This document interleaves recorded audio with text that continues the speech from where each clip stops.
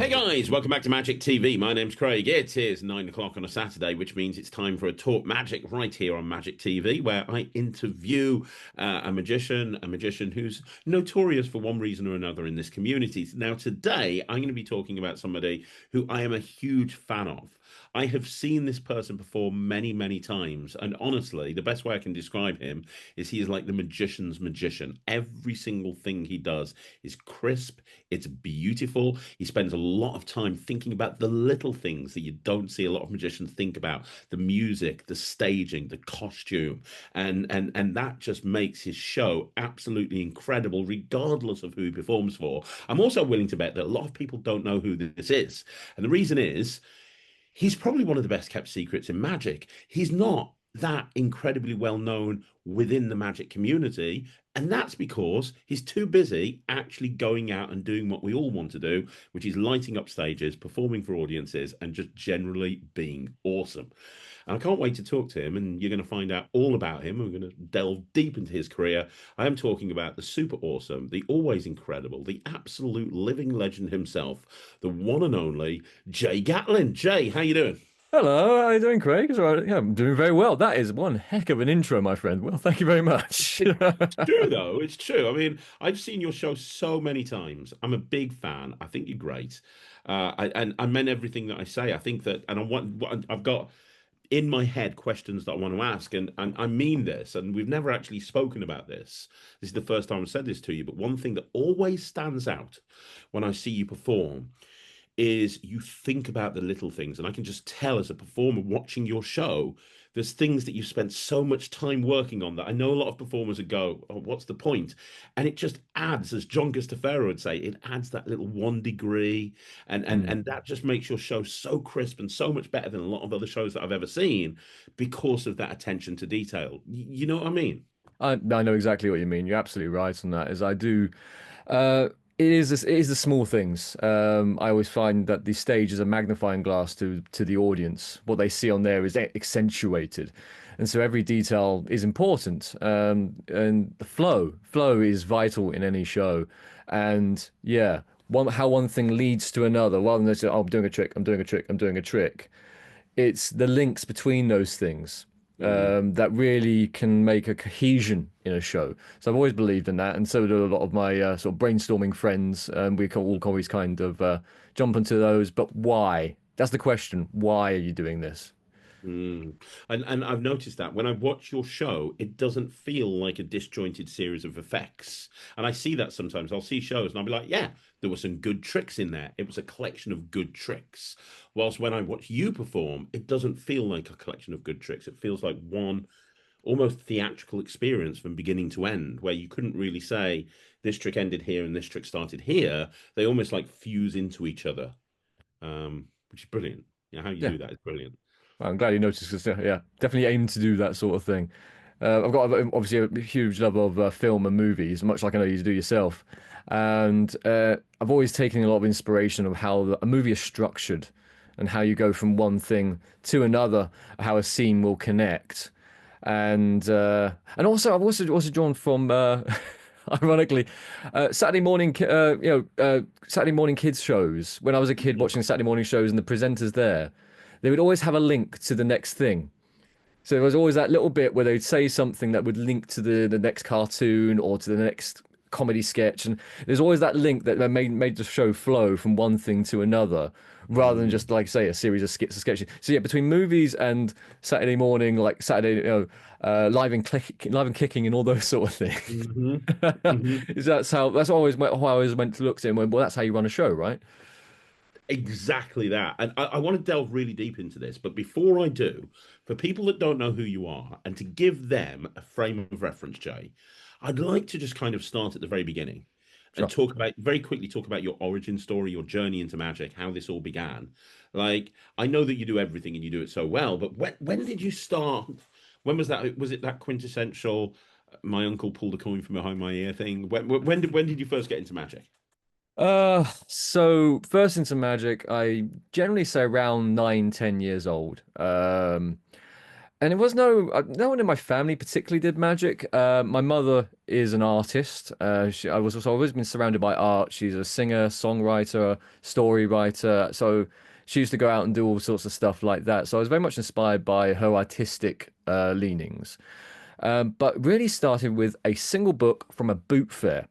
I used to go boot fairing with my grandparents a lot, and I found a book. Now, I don't have the original book. I do have what my wife still has, which is this one. This was the original book. I don't know if you can see that on there. I've got that book. I Yeah. have that book. That version, not the original, but that version. That's a great book. My original book was a black version. It had a black cover, and it was quite. I always remember it was very textured. It was a very textured book, and through it, I learned one thing only, and that was the back palmer card. And I did it terribly, absolutely awfully. I had to set up the card behind my hand, and I could only produce it. I could never put it back there. But I used to show it off to everybody. If I ever got a chance, I'd go, wait a minute, I need to put the card in my hand, and then I'd produce a single card. And, I was a kid. People were lovely, and they went, oh, that was fantastic. Well done. But, my mum actually saw how passionate I was about doing that and how much I enjoyed doing that. So she got me a just randomly one of these random things, probably cost her a couple of quid, was a magic catalog, an order by post catalog called Magic by Post. Did you ever come across Magic by Post? I remember Magic by Post. Yes, I Yeah. remember those guys. They were where my pocket money went. A lot of my pocket, I used to go through that catalog, fill out the checks, fill out the forms, send it off, and wait for my package of magic to arrive a few days later or so. A slight tangent, I'll tell you on that one though. Is my friend Russell Irwood is from Bristol, and he would actually frequent the place this stuff came from. So he bought from there, but from the actual shop. And he said it was a door on the back of a dentist's office or something like that. And there used to be this little, shutter. And he'd go up there with his form. The shutter would open. He'd give his form. Shutter would close. A few minutes later, shutter open again. Out comes the magic from the through the shutter. So while I'm in Kent ordering via the catalog, he's there literally knocking on the door and getting the. So yeah, and I've known Russ now for almost 20 years now. So it's how this strange small world connections happen. It But really I is. digress. So yeah, so I used to all the sort of the Tenyo tricks and little packet tricks, and I used to play around with those till Kingdom Come, showing to friends, to family. We've all been there, we've all done that, and it just kind of stayed with me for many years until we moved to Wales. So like I'm originally from Ashford in Kent, and been in Wales for over 20 years now, and I got known in the village I moved to called Clonroost as the village magician. I showed some tricks to the lollipop lady of all people, and she told every school kid that came through, "Oh, there's a magician lives here," and so every kid wanted to, "Oh, show us a trick, Jay, show us a trick." Oh, And that wow. followed me to college. I became the college magician. I did some sort of charity shows there. As you know, when the tsunami hit, many many years ago, I did a fundraising show in my college for that and raised money for that, and it's just kind of followed me ever since. Became a part-time thing while I was in full-time Well, actually, employment. before you tell me about the part-time thing, let Yeah, me yeah. ask you, when you were at school and going into college and you're Jay the magician, everyone's was there a moment where you thought, you know what, I could do this professionally? Or was it just this is fun, I'm having fun, I've got a great hobby? Because obviously you went to college, so you obviously wanted to have an option there, else you wouldn't have gone to college. Like, what was your thought process going through school and going into college when everyone's like, right, you need a career? Were you thinking, I could make magic my career, or was that never on the cards? I suppose it's always there in the back of your mind. You kind of go, "Oh, I'd love to do this as a career one day," but you never really take it seriously. Um, I still also remember sort of talking to my dad, going, I'd love to do magic seriously one day. I'd love to do it as a career." And my dad, 9 to 5er, mechanic, worked hard his entire life, a fantastic man. But he always looked at me and, "Sure, Jay, sure you would." He's actually probably one of the proudest people of me since I've started it as a career because he loves what I do. He's so proud of what I've achieved and all that sort of thing. But it was that as a kid, he kind of goes, "Yeah, sure, you will." So there's that little teenage rebellion in the back of my head going, "Right, I will then." Um, but it never really went beyond that. I mean, I actually went to college to learn building craft foundation. I learned the building trade. Okay. I did a bit of everything in building craft. I got a degree in that sort of. So I can put up a half decent wall. I can plaster a half decent wall, paint it, that sort of thing. Did half a year as an apprentice, as a painter and decorator. But What? over time with that, I do quickly realized this wasn't for me. It wasn't what I wanted to do. So I kind of dropped out of that, went into full-time employment and worked in retail for 10 years. But Okay, right. I didn't yeah, realize this. Okay, this is super interesting. So, when so you were in retail for 10 years. Before that, you were doing college. No, you were doing an apprenticeship. What were you doing part-time gigs at that point, or was it real? Because I find a lot of people, I don't know if that's the case with you, they get into magic, super into magic, and then it kind of goes away when they get a job and then come back into it later on. yeah. While some people will continue with it throughout. Like during that maybe 10, 11, 12 year period, were you still doing magic as kind of as religiously as you were sort of in your teenage and your college years? Oh, well, I wouldn't say it was something I did religiously. It was definitely something that was always with me. It was a skill set I enjoyed practicing and playing with. While I was in college, I actually met someone who introduced me to the North Wales Magic Circle. So I would regularly visit that society. I've been a member for it for a good deal of time now, and I regularly visited there. Did performances for them for competitions and close-up nights and all that sort of thing. If there was an opportunity to perform, I would generally would take it and get that flight time, as we say. I Yeah, would get that flight time everywhere I could. But it was still very much just something I enjoyed doing rather than anything that I was structuring for the future, if you know what I mean. yeah. But when I met my wife at the North Wales Magic Circle, she's the one who's very much into the theory of magic and things like that. She knows a lot more about magic than I do. I know how to perform it. I'm the performing monkey, but she knows a lot more theory and method than I do. But when we met together, we kind of put our heads together, and for a while, she became my magician's assistant, and we did do shows together as Elemental. That was our stage name together. Oh wow. Uh, Is this while you had a full-time job at the same well, I time? had a full-time job, so it all kind of was on the side. All of this on the side, doing things, and we went to a big event here in Llandudno called the Victorian Extravaganza, and we looked at, well, oh, wouldn't it be great to do a bit of close-up magic here? So we got in touch with the people who ran that, Chris Williams, whom you're very familiar with. Yes, I know Chris This very is where I well. met Chris. It's where I met Chris Williams, and that's where our friendship began. And yeah, I did the Victorian Extravaganza for a few years, but all of this was on the side of working full time. So I get time off work to go do the odd gig here and there. And uh, suppose the big change was when I met a gentleman named Ray Herbert, who runs a charity in the area called Happy Faces. Happy Faces Children's Charity, and they used to run a variety show here in Llandudno in the town hall. Big variety show. It would run for 26 weeks across the summer from about May to the end of October. And for 6 years, every week, Sarah and I, my wife, we would do Elemental in this show. And it was a chance for us to basically go on stage and be rubbish. Uh, you know, we we had an act. It was entertaining. It was good, but it had so far to go. We learned a lot because we were surrounded by sort of old school entertainers, an old school comic who'd been there's an old school comic whose set never changed for 6 years and now lives in my head rent free because I heard it that often. That's crazy. But So, yeah, I suppose so that was our first big one. that's amazing. So you see, I didn't know any of this about you. This is what I mean. It's fascinating. So, I want to ask you a question before we move on to the next part of your career. So, you're working full time in something in retail, I think you said. So, you're Yeah. working full time, but at the same time, you're performing and you're doing illusion shows. My first question is, well, actually, I've got two. I've got multiple questions, but the first two questions.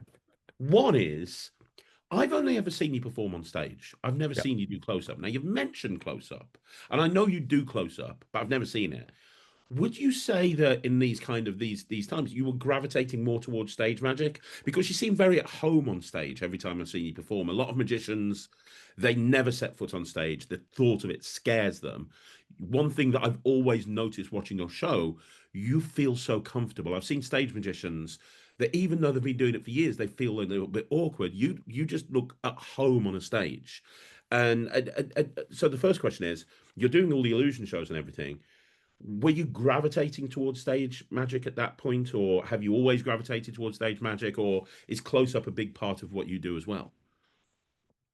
So close up is, of course, where it all started, and I think it's probably true for many, many magicians. Is because close up's the easiest thing to get into, isn't it? Pack Hmm. of cards, couple of packet tricks, and you're away. And it's a great way to get started in these things. So yeah, close up was very much it's what I bought from Magic by Post. It's what I bought from Dude That's Cool Magic. That was another one of the first online stores I went to. Um, so yeah, close up was kind of the foundational bit of everything. I did the odd wedding. I did some milestone birthdays, a few charity events, quite a few charity events actually, especially again through Happy Faces. So close up was where I started, but I always loved the theatre of magic, the art on the stage. So watching people like Darren Brown, Paul Zenon, and even though I first saw him doing close-up magic on sort of like the street magic show with Paul Zenon, I love seeing his stage stuff as well. Simon Drake, massive influence with Simon Drake and his stage performances, and again, very, very much sort of the artistic vibe, creating an emotional connection, creating something visually impressive, not just in the magic, but in the way he framed it. As you can see, these sort of things are what really inspired me. Topaz, when I first went to Blackpool, Topaz was one of the first people I saw at that, and my eyes just popped seeing sort of one more and the sort of things that he presented on stage. It was the artistry. Again, it was creating a cinematic moment on stage, creating a scene. So I was always drawn to that sort of thing. So when Sarah and I decided to do Elemental, um, we did a stage act. We put together stage stuff, primarily based on sort of manipulations. So we started off by doing parasol productions, CD manipulations. We did stuff with a light up dancing cane and D lights and a bag and all sorts of things like that. And that was our sort of our first big stage act. So it was parasols, dancing cane, CDs. There was some silk work in there as well, and that's what we took to the variety show in Clydesdale Town Hall, and that was really our first proper stage performance, sort of experiences on stage. And at that point, never spoke a word. We did everything to music. Did not have the confidence to speak on stage. I chat and banter in close up, but even then, I was very much a very introverted to quiet person who just liked to show you cool things. Um, this very babbly nature has come later. But when Sarah eventually decided to go, you know what, stage isn't for me. I'd rather be doing the stuff behind the scenes and doing the admin and getting websites built and that sort of thing. She's much happier at home on that. So when I had to go out on my own, it kind of went, well, I need to start talking. I need to start doing something more. So I created routines and all that sort of stuff. And it just, I think it just naturally progressed into a stage thing as I found more places to do stage work. If there was an opportunity to do something on stage, I go, oh, I'll give it a go. Can I have a go? So yeah, it just naturally progressed from one thing to the other while at the same time just kind of taking the opportunities where you could to get the stage time, to get the flight time. And I say I was lucky to know people like Ray, to know people like Chris, who gave me these opportunities to be able to go out onto these stages. Because of course now, you don't have the sort of circuit that the once used to exist, so it's harder to find these things. But they're out there if you can find them, or if you can't find them, make them.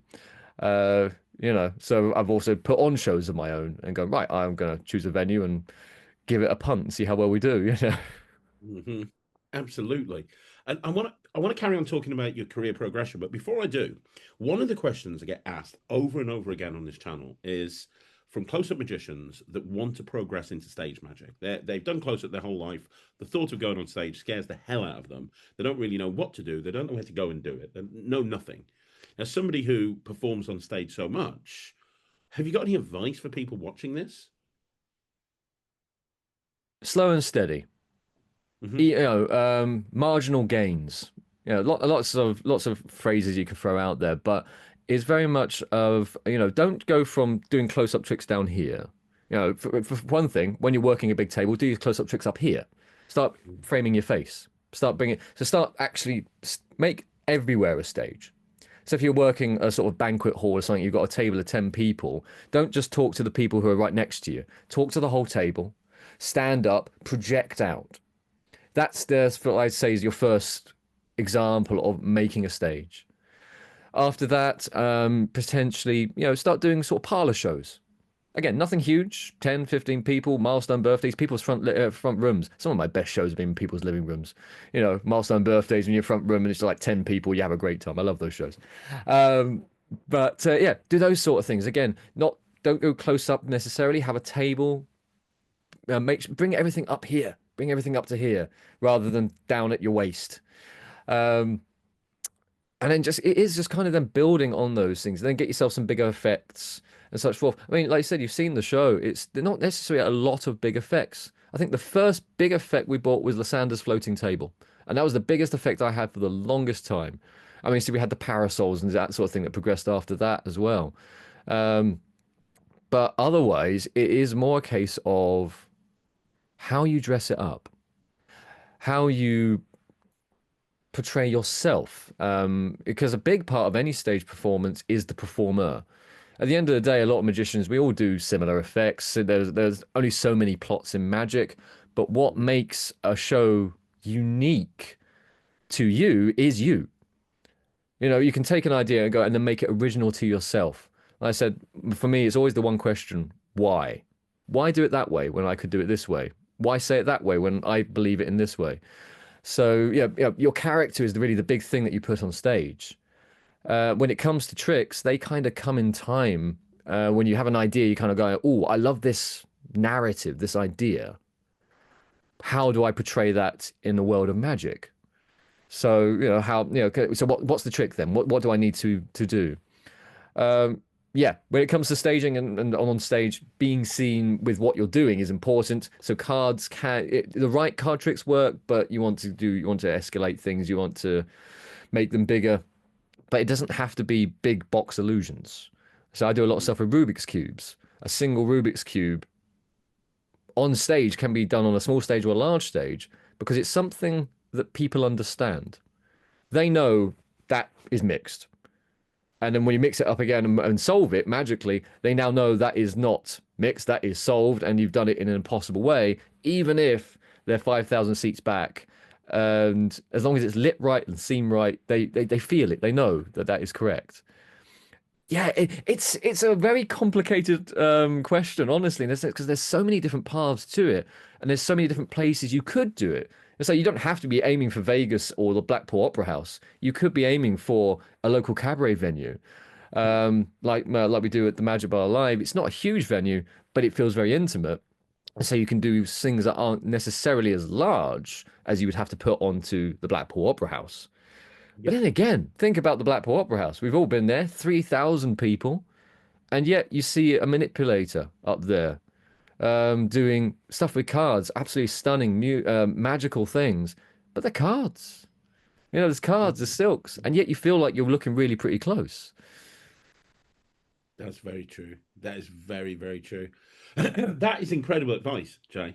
That's really incredible advice. I can just I'm tell just you've done that. babbling, Craig, to be No, you're fair. not. This is great. This is genuinely, this is a masterclass. Right. So so we were talking earlier about your career. You said that obviously you started off doing the illusions with Sarah, and then you said at some point Sarah transitioned to wanting to work behind the scenes. Yeah. Did that coincide with you going full time? Because you said you were in retail for 10 years. At some point, you made the decision to say, you know what, I'm going to do this full time, which is a big decision. Another question I get on this channel all the time is somebody going, I love magic. I've done the odd gig or two. I want to do this full time. I'm worried. Am I going to be able to make ends meet? As somebody who's made that decision, I imagine if you were in a job for 10 years, that's a big decision to make. Yeah. Obviously you had the blessing of your wife, and she's into magic as well. And but what led to that decision? What were you performing a lot at that point? Like what made you decide to go? You know what? I'm now going to do this full time. So there again, there's a lot of factors that come into play. But at the time, I've been working in retail for almost 10 years. And it was getting to that point where it was just basically soul crushing. I was going in every day, and the company had changed drastically from what it was when I started. And I was just kind of going, ugh. I don't. I need. There's got to be something more. There's something more I want to do. And again, magic was always still there. I was still doing the odd gig on the side, wherever I could. But I'd never really pushed it. It was just kind of with the connections I built up in the area. I was doing regular stuff with them, but I never had really marketed it in a professional sense. We had a website, we had the name, and all that sort of thing. I was building a slight reputation, but it wasn't very far at that point. But I went, yeah. So Sarah and I sat down, and I kind of went, I want to do something more. I'd like to take this magic to another level if I can. I want to see if I can do it. Now, again, when it comes to other folk trying this, it really does matter on your situation at the time. You got to take into every sort of thing account, your financial situation, where you are in life, all this sort of thing. They all do count. Luckily for us, Sarah works a 9 to 5, still does. She's the sensible one. She has the 9 to 5 going to keep us going. And I said to her, and it was just me and her at that point. We now have a 5-year-old son, which obviously really mixes things up. But oh, yeah. But at the time, it was just her and I. And so I said, "Can I have a year? Can you support us solidly for a year, and let me try this and focus on this 100%?" And we had a proper conversation about it. And we thought about all the ins and outs and all the what it would take. And I went, "Yeah, okay." She said, "Yeah, okay, give it a go." So there we go. I give it a year. Also, I chatted with a lot of my friends about it as well, saying, "Do you think this is a good idea?" And all of them said, "No." Don't do it. Don't do it. It's nuts. I completely agree with them now, but at the time it was again, there was that, "Well, you're telling me not to, I'm going to then." Sort of vibe. Yeah. But I had the drive, I had the passion. It's like, no, I want to give this a go. See what I'm made of, see if I can do it. So I took that year. And a year passed. And I turned to Sarah and I went, "Can I have another year? I haven't got very far." But I will put my hands up. I had no clue what I was doing. Very much making it up as I went along. I went, "Oh, if I try this, I tried that," sent emails, I did all sorts of things. And yeah, I'll be the first to say I got nowhere. So I said, "Oh, can I have another?" On my knees, wife, please, wife, give me another go. And she's, "Yeah, all right, go on, go for another year. But after that, if you've got nowhere, that's it, game over." So, right. And in that year, I made my first sensible decision, and I went to a wedding fair. I went out to a wedding fair and started marketing to people in person. And in that wedding fair, I got a gig. It was a terribly paid gig, but it was a gig. I had to travel 300 miles in one day. I might be over exaggerating. I don't think it was quite that far, but it was from North Wales to South Wales. It felt like 300. Well, that takes a lot longer than a normal journey because you're going through, as my friend Nemid would say, windy country roads of death. Yes, yeah, going through north to south, yeah. And when it's in the dark, even more death. Yeah. So yeah, no, I did that in a day. I went all the way down to South Wales. I went all the way back, and I did a close-up magic, and a stage show for a wedding, the full shebang. We had a great time. It was a lovely wedding. They were a beautiful couple.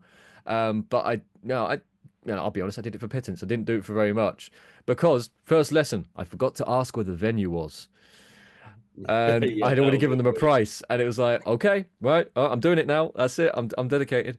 But from there, the ball started rolling. I did more wedding fairs. I did a lot of weddings at the start. That was when I really started making ends meet. Started really making cash to really start building this up.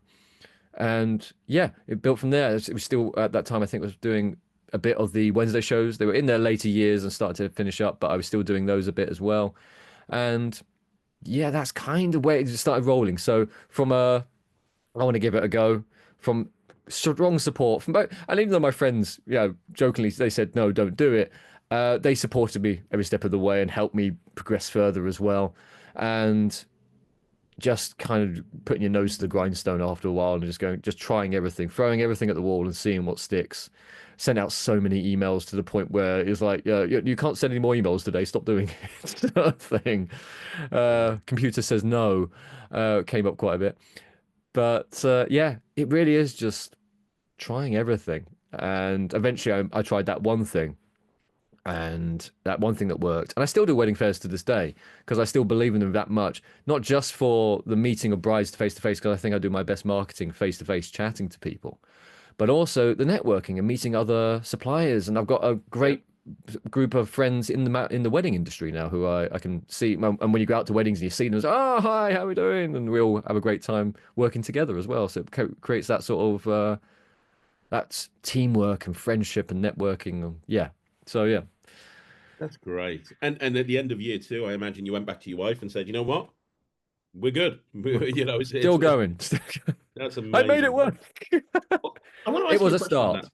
because obviously from there your career has grown and grown and grown. And I know you're incredibly busy now. But one thing that I've seen you do a few times is I've seen you perform at, is it Greenwood? Yeah. Yeah. Now the reason I bring that up is because you're performing there for a family audience, but there's a lot of children. It's mainly children and there's a family audience. Now, you've not mentioned doing kid shows or performing kids at any point. You've talked about close up, you talked about stage. Here's what I noticed watching you at Greenwood. A lot of magicians go, I don't perform for children. I don't like performing for children. I hate performing for children. I'm never going to perform for children. And I've been one of the biggest advocates to learn to do children shows because I think it makes you a better magician.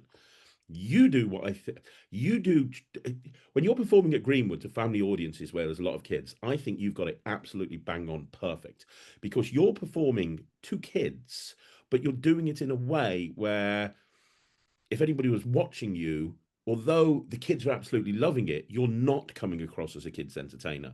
You're not dressed like a kids entertainer. The effects that you're doing are not kids entertainer effects. I mean, the last time I saw you were doing that, I even told you afterwards that's one of the best cups and balls I've ever seen, chop cups I've ever seen. You were doing chop cup, you're doing linking ring, all this stuff you wouldn't normally see a kids entertainer do, and that's always been my mo. When I go and do a kid show, an actual kid show, I'm dressed in jeans and a suit jacket. I'm not dressed as a kids entertainer, and I don't like hello everybody. I'm not into that. Like it's not, that's not my No. style. And I've taken my style into kid shows, and it's always worked for me. Can we talk about that for a second? Because there's so many people that like go, I want to do kid shows, but I don't want to be a clown or whatever. Not that there's anything wrong with being a clown. I don't want to go on Chris's bad side, you know. But the point is how you do shows for kids. I don't see many people doing it that way. Was that a conscious decision? Like, did you want to be a kids entertainer? Did that what where did that come about and what made you kind of create that style that worked so well? So, yeah, when you're starting doing this thing, you do a bit of everything. So I did close up, did weddings, did adult shows, did kids shows. Yeah, I've done plenty of kids' birthday parties over the years. I've done a bit of everything, but it is in doing that everything that you start to hone down who you are as an entertainer and what works for you and what doesn't. Though I've started theatrically, um, I do actually draw a lot more of my inspiration from doing street performance. Again, Russell Elwood, Chris Williams, these people are I met them doing street performance, and I've learned a lot from doing that. So very much a big part of that, and I think that really ties in quite well because doing street shows is trying to gather a group of people who don't really want to see a show at that point and turn them into an audience. And kids can be very much like that as well. They want to run around and eat sweets, and you've got to turn them into an audience for half an hour, 40 minutes. You've got to keep them sat down and paid attention. Now, I would by no means say I'm a children's entertainer by a long shot. I know children's entertainers who are far, far better than me, who do great, amazing shows for kids and really engage with them in a way I can't even begin to fathom. But what I do class myself as is a family entertainer. I'm aiming at the adults. I'm aiming to entertain the adults, but I'm speaking in such a way and doing magic that's visual enough that the kids can be engaged as well. And there's also usually, especially in something like Greenwood, a trick that is specifically for the kids. So I've got a change bag routine that very much gets the kids involved, gets them shouting at me, gets a kid on stage as the hero, and does all that sort of thing. But that's one trick in a 20-minute show that otherwise they're all just kind of sitting, watching, and shouting when I ask them to shout or engage in as a group rather than a single individual on stage. So the short answer to that really is I'm a family entertainer. I aim to entertain the grown-ups with intricate sleight of hand magic. Say intricate. The level I'm comfortable with. But I'm accessible, I suppose, is the way. Kids can engage with me quite happily and do quite regularly. They're the ones who come and chat to me afterwards and ask questions and such forth. And I think also a big part for me personally is my engagement with children has changed since becoming a father. I feel I can engage with kids easier now than I did 6 years ago. I was able to engage with them, I was able to entertain them, but I was always a bit more standoffish. I was always a bit more, I don't really know how to chat with you. Becoming a father has greatly changed that because I chat with a 5-year-old every day, and that really does that creates a Yeah, new vernacular. yeah, yeah, But even before then, it was a case of being a family entertainer. I'm aiming at the adults. The kids can see something. It's not too cerebral, so there's always something visual for them to hang to grasp onto. There's always an element of wait a minute, that shouldn't happen. That they can understand. But even so, having done it for, I mean, overall now it's about 20 years doing magic, and it's 11 in a full-time profession. In that space of time, um, I've learned that my age group, the age group that engage with me the best, are probably about 6, 7 years up. yeah. Anything below that, then I go, no, you need a dedicated children's entertainer, someone who can engage with them on that level, because I'm still doing stuff that does require a certain level of understanding. Hmm. It is, I suppose, really boils down to knowing your audience, whatever that audience is. And I heard it a million times. I'm sure you've heard it a million times. When you're learning, it's oh, know your audience, know your audience, and you always go at the beginning. What does that mean? What do you mean, know your audience? And the more you do it, the more audiences you work for, you kind of go, ah, the penny drops. Those are not my audience, but these guys are. And yeah, so I know that I can entertain 6, 7 years up and beyond. But beyond below that, they kind of look at me going, "What are you doing?" Uh, it's like, okay, you and my friend here, they can do a much better job than me at this point. So yeah, Yeah, family entertainer. I've always said that I can entertain kids, I can entertain adults, but I can entertain them as a group rather than separately. that makes absolute sense. Yeah, love that. Love that. And really good advice. I'm going to ask you now something really that I think that everybody, and I mean this, this has been a masterclass. I've loved this interview. I'm going to ask you something that I think everybody is going to benefit from your thoughts on.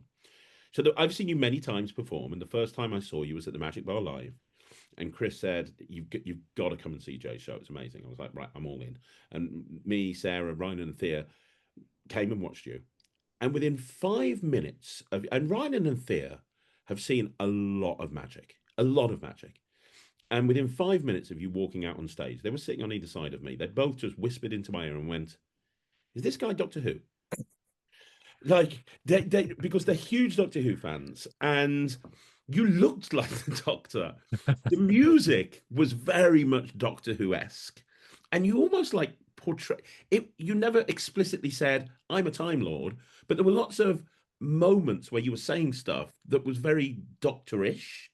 Um, and they both said, "This guy's a doctor," and they love your show. And you talked about character, you talked about performing on stage, you've talked about music, and you talked about all of this stuff. And watching you on stage, you see all of that coming together.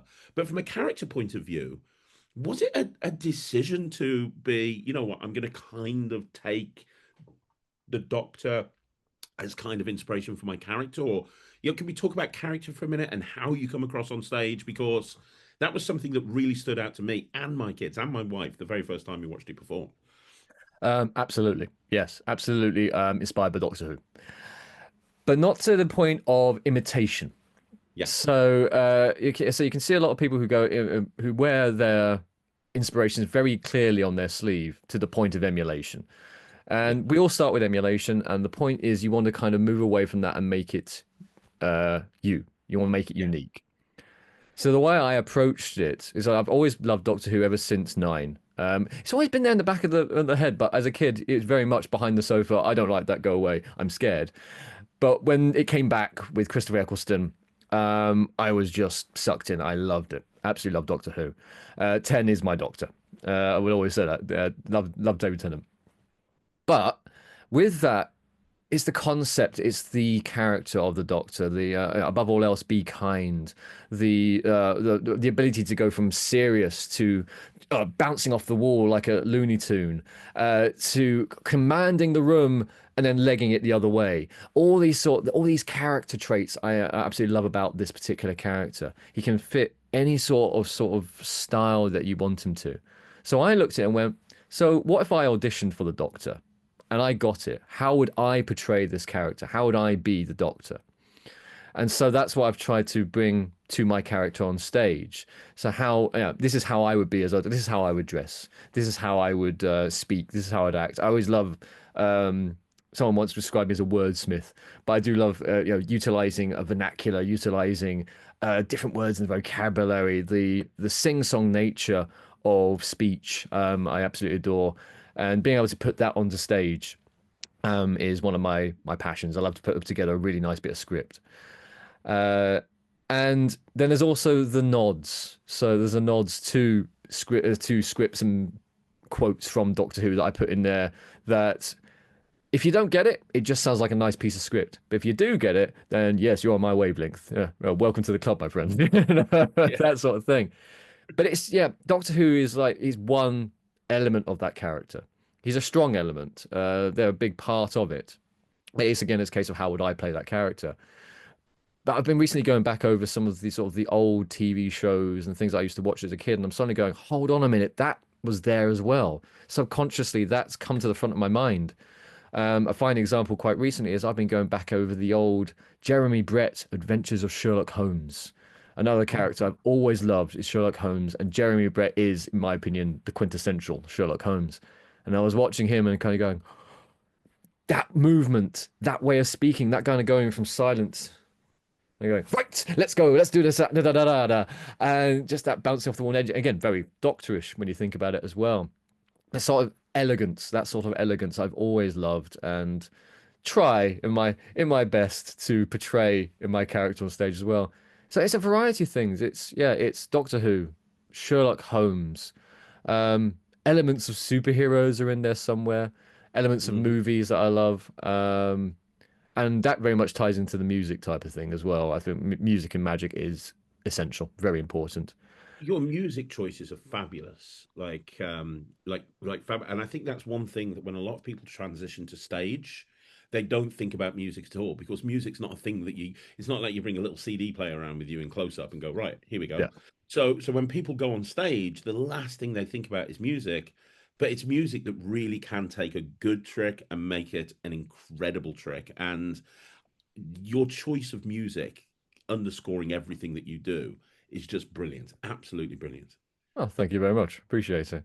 I said a lot of trial and error has gone into these things as well, and a lot of, as you said, watching sources outside of magic.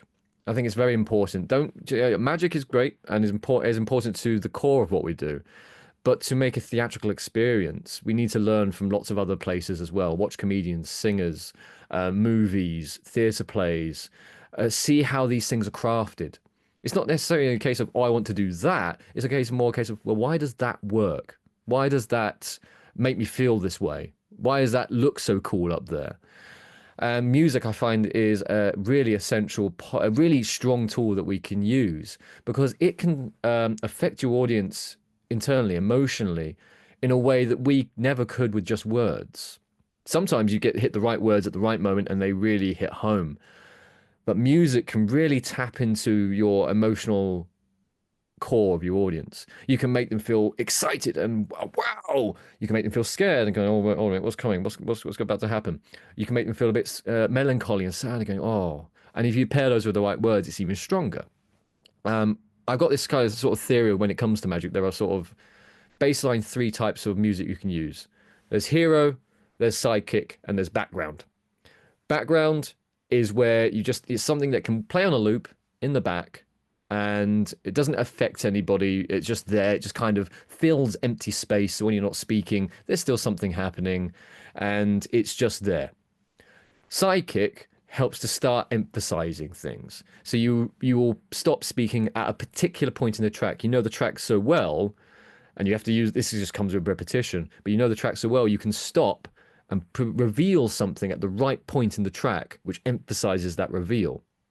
And then there's hero. You don't say a thing. It does all the heavy lifting. It's front and center. So illusionists will use a lot of hero music because it's all about the visual and the music's really hitting home, and they're working with that as well. But they turn into the sidekick because they're hitting the right points with the music because the music's doing all the work when it comes to talking to the audience. So I always break it down to those three things: background, sidekick, and hero types of music. And again, you can use lots of different ones within your show for the right trick, for the right point. Fine example for me, hero music would be the Thing, Bill Abbott's The Thing, and the Floating Table, which I pair together, and that's a hero piece. So I hit bits of music in that bit. But a sidekick would be the card that travels through time. So I've got a card effect of a card. Basically, it's an ambitious card, but I frame it like time travel.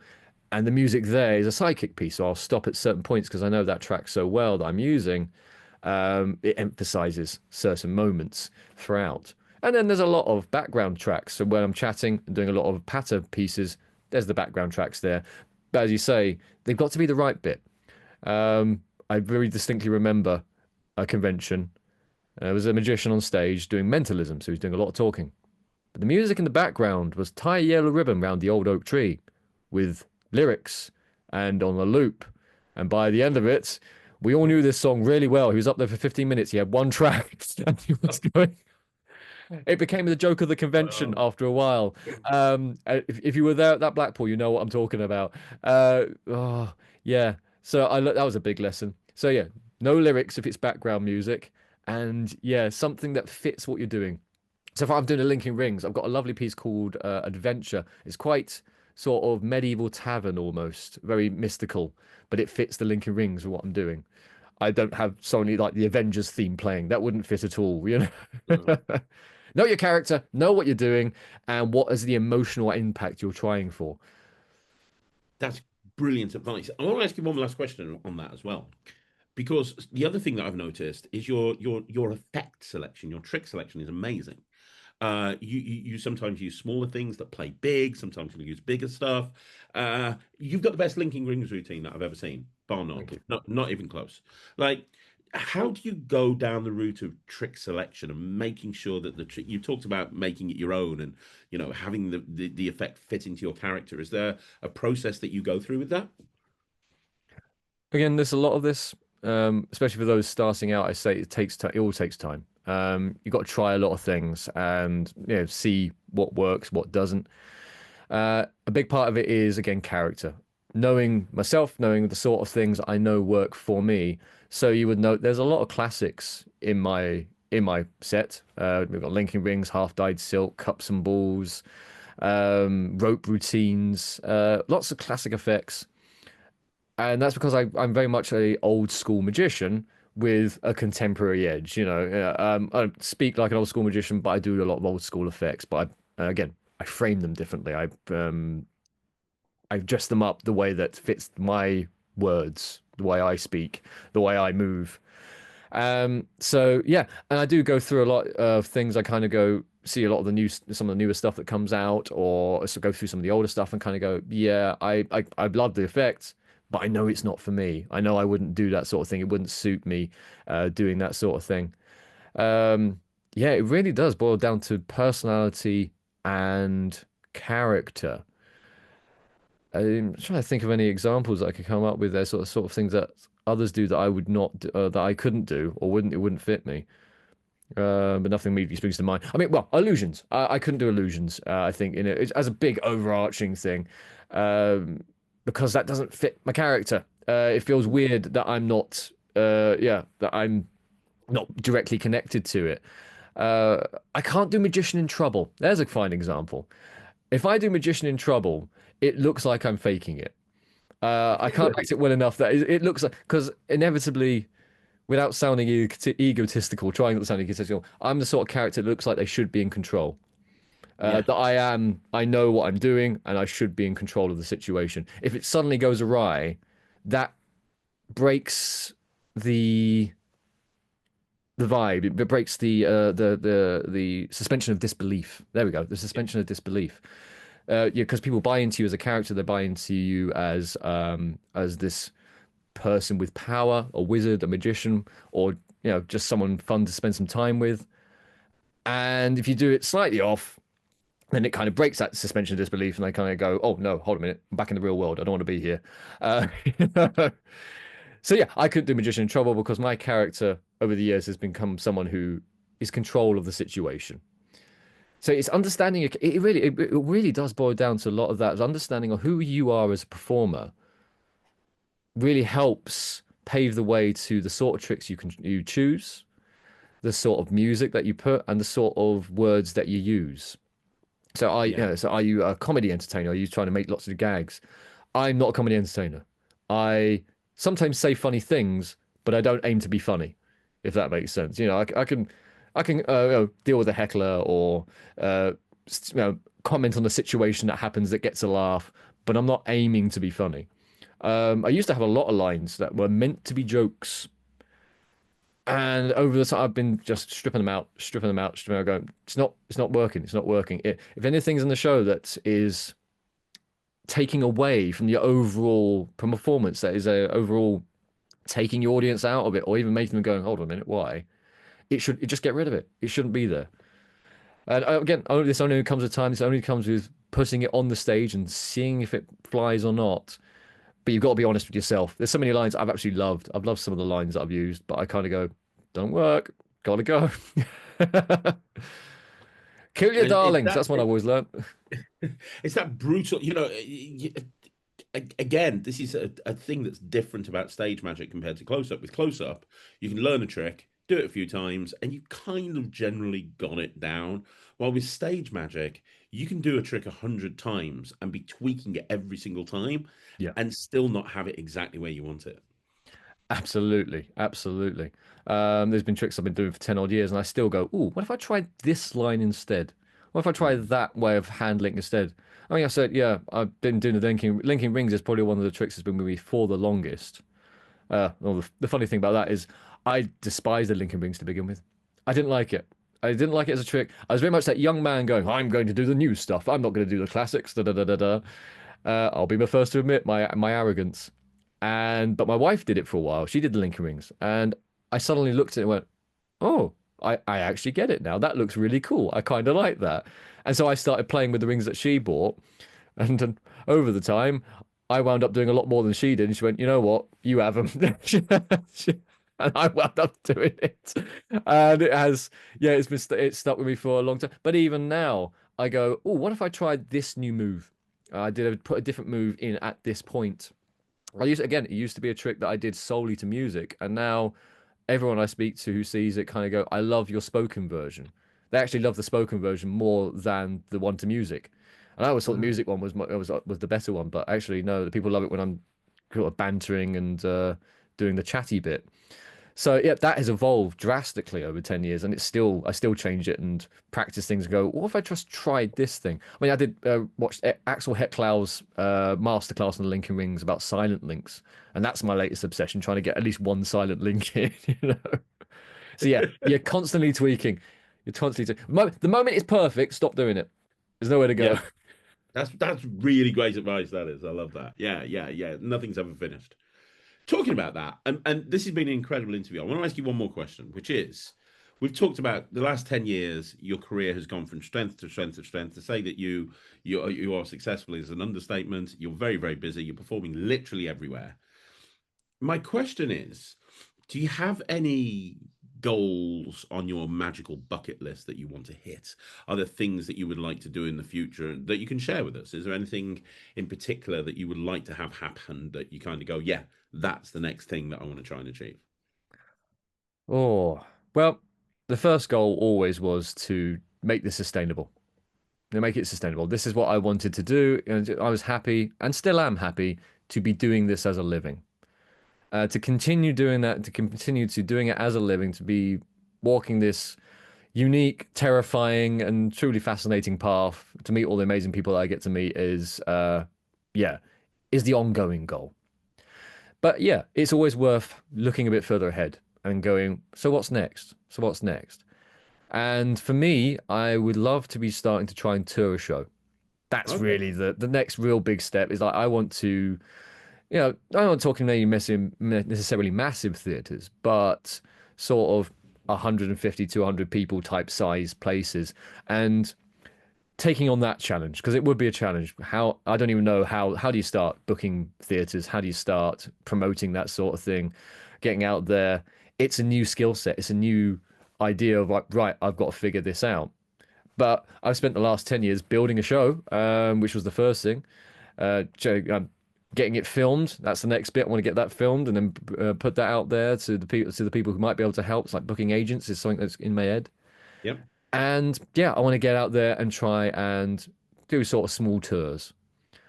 Maybe some point in the long distance future, these cruise liners, and because some of the theaters there, I look at the pictures, some of my friends are out there, and I kind of go, oh, I'd love to stand on that stage. That would be amazing.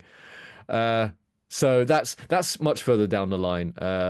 But I would love to try and do cruise lines. But in the meantime, around the UK, go to some lovely because we've got some gorgeous theatres in this country as well. I'd love to go work some of the theatres around here. Even some, yeah, and we all think of the big ones, but there's some lovely community theatres and stuff like we've got a few hidden gems here in North Wales that are stunning, and I've had the opportunity to perform in them, and they're great fun, absolutely lovely places. So yeah, it's really the nearest goal. Go out and try and sell my show as a sort of tour theatre run type deal. That's great. That's and I know that you will absolutely 100% make that happen because I just know that's the type of person you are. Final question, very final question for everybody that's been watching this. If you could give them one piece of advice on being able to, well, on anything really, magic or becoming a full-time professional magician, whatever you want, you can give everybody one piece of advice, and it can't be a quote from Doctor Who, uh, because I Well, know that's one, probably what you're thinking. well, one quote from Doctor Who: "Above all else, be kind." That I live Yeah, by. absolutely. Or be excellent to each other. That's Bill and Ted. Another influence. Um, Different phone box. different phone box. It's always a phone box. It's always a It's phone box. always a phone box, yeah. That's how you time travel that's how you time travel, folks. Find yourself a phone box. Absolutely. That's all it needs They to don't be. exist as much anymore, so it's got to be a time travel device if you find one.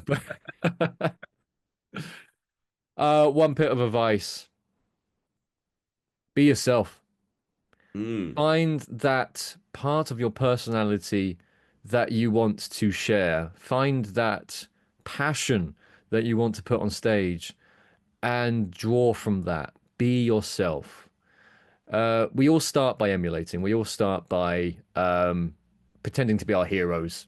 It's an important step.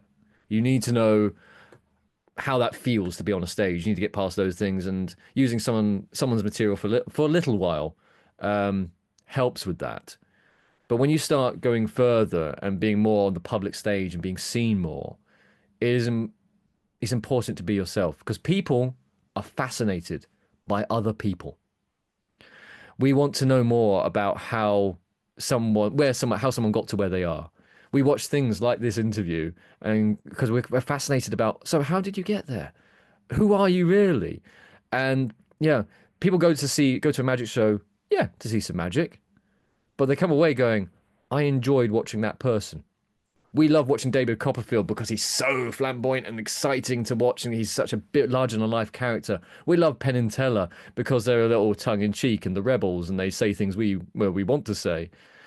We love Darren Brown because he's mysterious and he's so engaging to listen to. And these are all independent characters. They are themselves. Be yourself. mm. That's what I say. What an amazing piece of advice. Jay, thank you so much for coming on the channel. Thank you so much for Pleasure. taking the time to be interviewed. I know you're busy, and you made yourself available this morning, and I really appreciate it.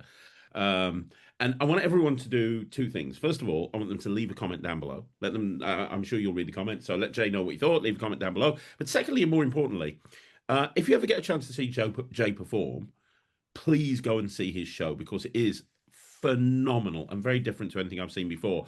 Obviously, Jay lives in North Wales. I mean, by in a year's time, he might be touring all over the UK. However, at the moment, if you're ever in the North Wales area, I know you regularly have lots of residences. Like you're always at the Magic Bar Live, you're always at Greenwood. I know there's lots of other residences that you do. We haven't even spoken about you being a jester, Oh, which no, is that's not me. That's not me. I'm a that's wizard. not you. Oh, you're a wizard. Sorry, a wizard. Yes, Yeah. jester is yes. Which is cool.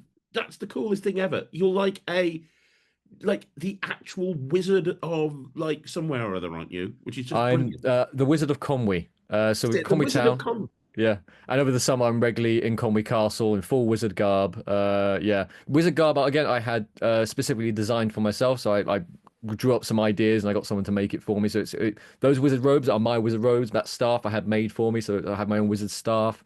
And yes, my friend Russell is the Conwy Jester. So between us, he's the Jester of Conwy. I'm the Wizard of Conwy. And we do these Jester days in Conwy Castle over the summer. Well, how do you become the wizard of an entire town? Okay, You figure that like one out, you how let me does that know. even happen? Because no one else can get that gig. It's not like you're gonna lose that. They're not the wizard. That's a lifer. You've got that forever. Like, how did that even begin to happen? Well, the short answer to that one is again, there was a massive event called the tournament in Conwy. Oh, I forget how many years ago now. It was quite a while ago, but Conwy Town was taken over by a huge medieval festival. They had jousting, they had sword fights, they had multiple jesters from all over the country, including us. And marketplaces and taverns doing mead and also it was astounding. The whole town was taken over. And at that time, they asked, we need a wizard. So they put out the call for a wizard.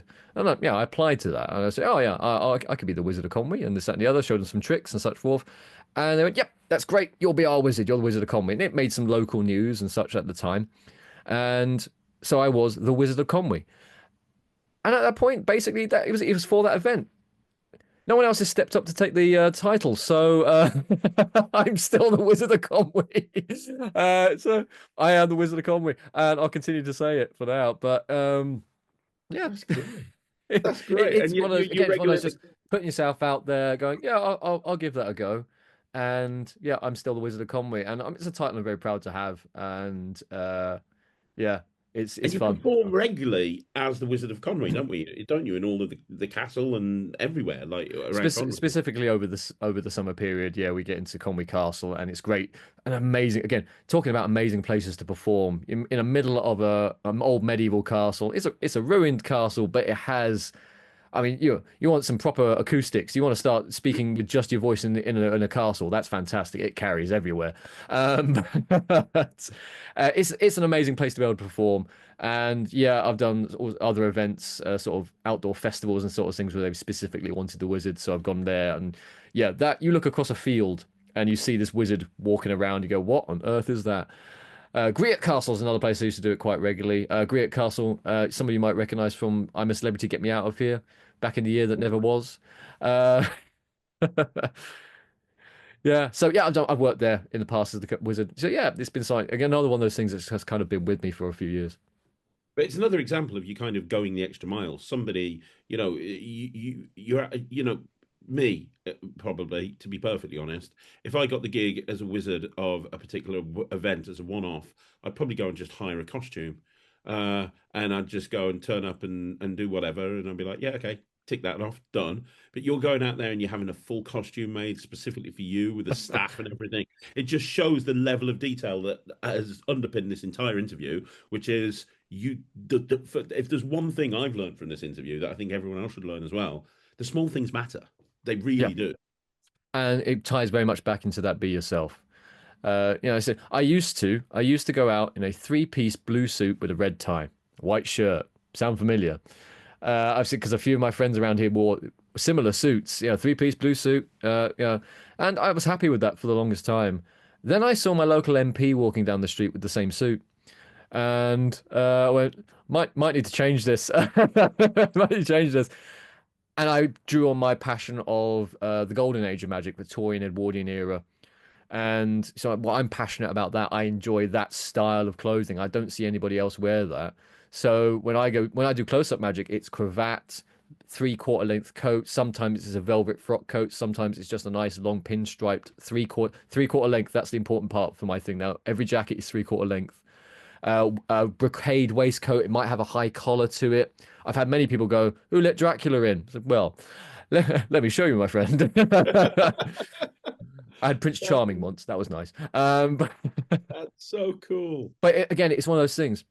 I go to an event, a close-up gig or a stage show, and I stand out in the room. Immediately, people go, "Who's that? What's he doing here?" And it's a great icebreaker. Oh, I love how you're dressed. And I go over, "Oh, well, I'm the magician. Do you want to see a trick or two?" I did a venue opening recently at a bar, a brand new bar called the Raven, here in North Wales. And they're going, "Oh, we're looking for this sort of darker vibe, the sort of gothic vibe sort of thing." And I was like, "Okay, cool. You spoke to the right guy." And yeah, it's a lovely venue, lovely bar, and I went in there, and it was chocker, full of folk, and yeah, I got people calling me over because of the way I was dressed. Everyone else was, jeans, t-shirt, chilling out for a Friday night, perfect. But there I was, cravat, high neck collar, brocade waistcoat, three-quarter length jacket, and people go, "Come here, why are you dressed like that?" Oh, let me tell you. I'm here to do a bit of closer magic. Want to see a trick or two? And, oh yeah, great. And we had a great time and that sort of thing. So lovely little icebreaker, that sort of thing. It stands out. It's that idea, isn't it? Sort of be dressed one step above the best dressed person in the room. Yeah, that's great. That's oh my God, that's amazing. Yeah, you're absolutely 100% right.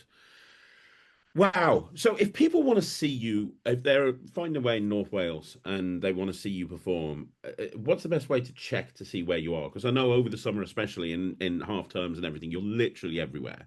Like, do you have like an events page on your website, or is it best to follow you on social media? Like, what's the best way to? So If somebody's watching this, they're coming to North Wales, they want to check out a show. Where would they look? there's lots of ways, of course. We cover most online things that we can. Primarily, yes, there is an events page. If you go to gatlingmagic.co.uk, we've got the live shows page on there, and I tend to update that with any sort of live shows as they come in. So yeah, especially at the beginning of the year when we get all the dates in, that goes up onto the website and you get a nice list of everything and where I'll be. Obviously, check out the Magic Bar live because I do regular shows there. Basically one of their resident magicians, and you can check out their website and you'll see all the shows that they do as well as the shows that I'll be doing up there. Our next one is Halloween. I'm going to be there for Tricks and Trepidation. Well, I'll be doing my Halloween show, which is a very different type of thing, dealing with fear and pain and sort of sideshow aspects going on with that. Creating our own slasher movie partway through the show, but I won't say any more than that. Uh, Nice. and yeah, obviously Facebook, Instagram. I've got some stuff on TikTok, but that's mostly my profile of some tricks. You want to see some quick tricks, you can see them out on TikTok. I haven't updated it in a while. I probably should, but Facebook and Instagram are regularly updated, and things go up on there most days of the week, sort of thing. Brilliant. Absolutely fantastic. So, like I said, follow Jay, go watch his show because it's incredible. Leave a comment down below. Jay, thank you so much for coming on the channel. On behalf of everyone that's watched this has been an amazing interview and a masterclass and some really great advice that you've given so freely. Thank you. Pleasure, absolute pleasure. Thank you so much for having us, Craig. I hope everyone's had a good time and enjoyed it, and hopefully I'll see you at a show soon.